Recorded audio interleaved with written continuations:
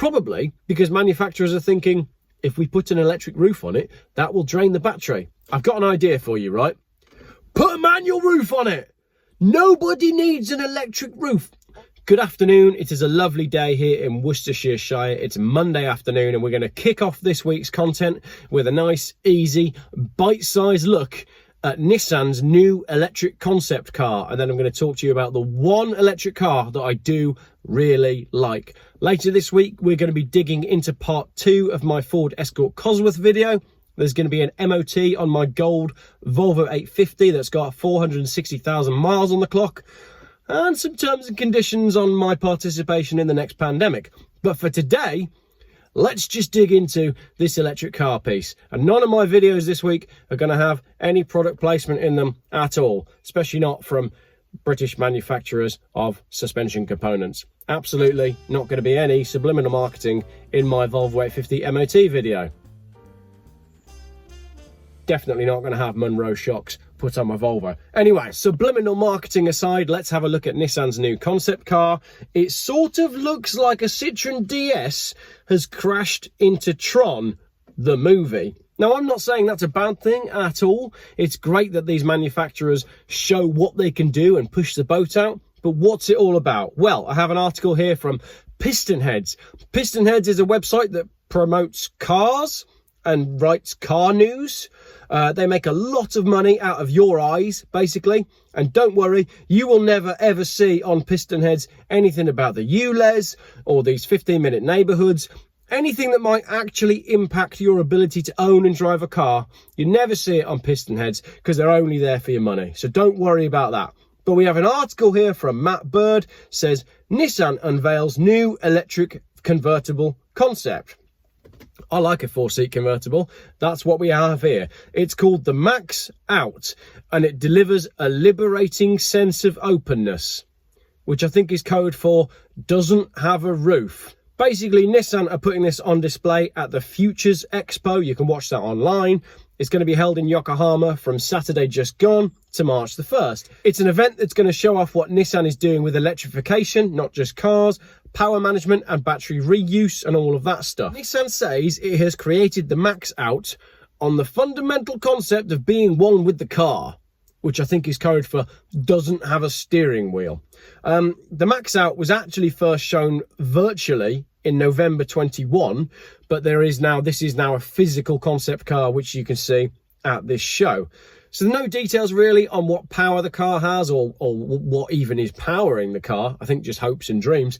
But it's suggesting that this car reflects Nissan's innovation and Nissan's desire to develop a diverse range of advanced and striking vehicles, which I think translates as we're not just going to make SUVs. But let's be honest, this is a concept that will never be built, and they are just going to make SUVs. The Nissan Futures event will be free to attend both virtually and on YouTube, with expert presentations and discussions over the next few weeks. And PistonHeads conclude by saying, perhaps they can chat about how to get a car like this into production with its distinctive looks, including a bit of 300ZX in that rear end. I can maybe see that. And 4-seat cabrio cool, the Max Out could be just the shot in the arm that Nissan's EV image needs. Really, Matt Bird? You had to use the term shot in the arm at the time when the government are preparing us for the next pandemic? Come on, PistonHeads, sort it out. A, start looking at issues that actually affect real drivers, and B, don't promote the next pandemic. Anyway, the comments on this post were pretty gold. I took 4 of them to analyse. So, comments on Nissan's new EV. Tron was obviously the design theme of this car. Looks good. Yes, it was. Good to see a concept car that's an actual concept, not a sexed up preview of next year's samey C-segment E-SUV. Great comment. It's not actually going to be a real car though. They are just going to build another C-segment E-SUV. If this is the future, can someone take me back to the 90s and leave me there, please? Welcome to Geoff Buys Cars. I make videos about, well, that's basically where you need to be. If you're stuck in the 90s in your taste for cars, you probably want to be on Geoff Buys Cars. And my favourite comment of all, Batman. Great comment. So, it actually looks kind of funky. I don't hate it.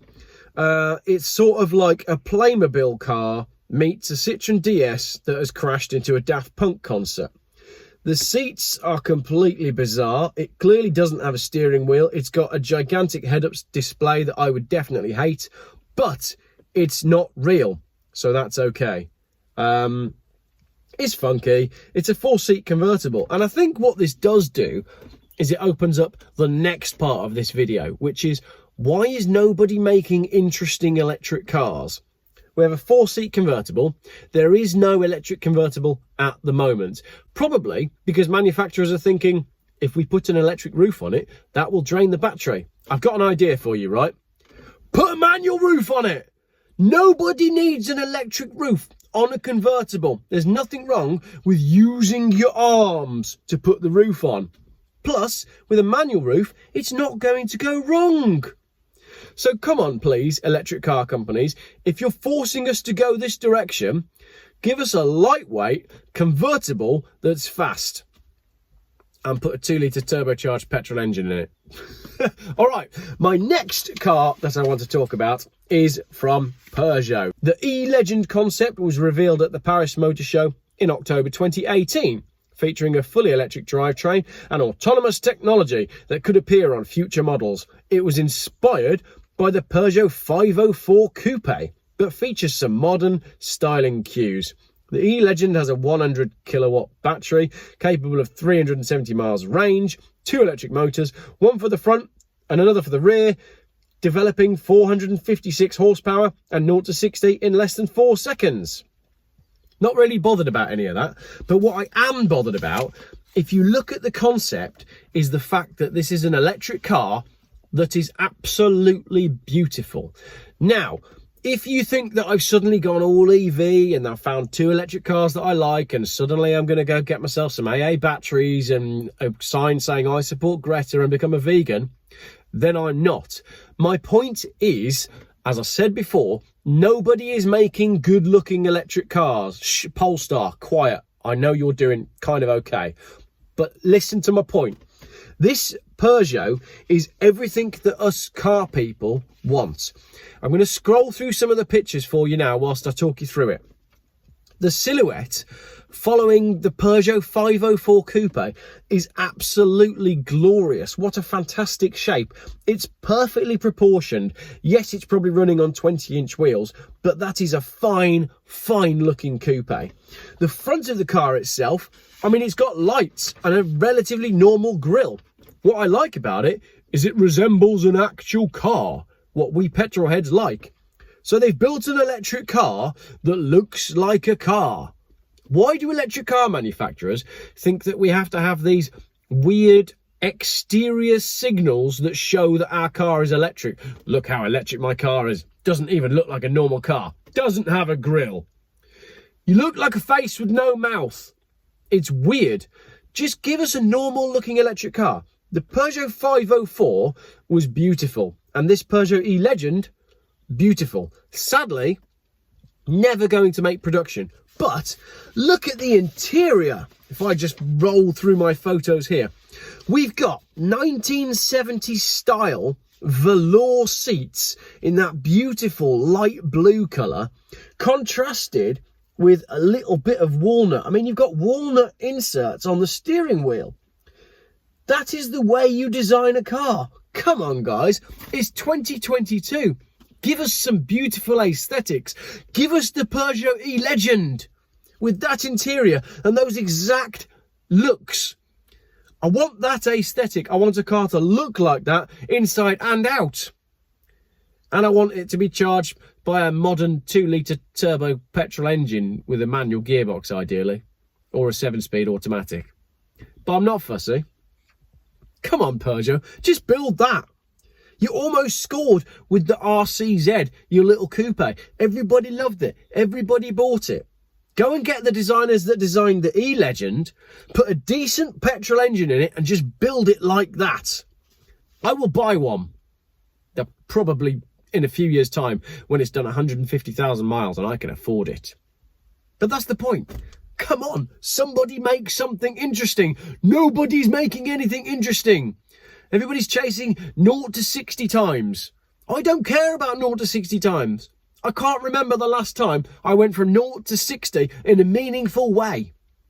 But give me a car that looks fantastic and feels fantastic, and I'm there. I think the Renault Alpine is the only car that has done that recently. Peugeot, build the E-Legend. Build it out of aluminium and put a petrol engine in it. Come on, get it done. Thanks for watching.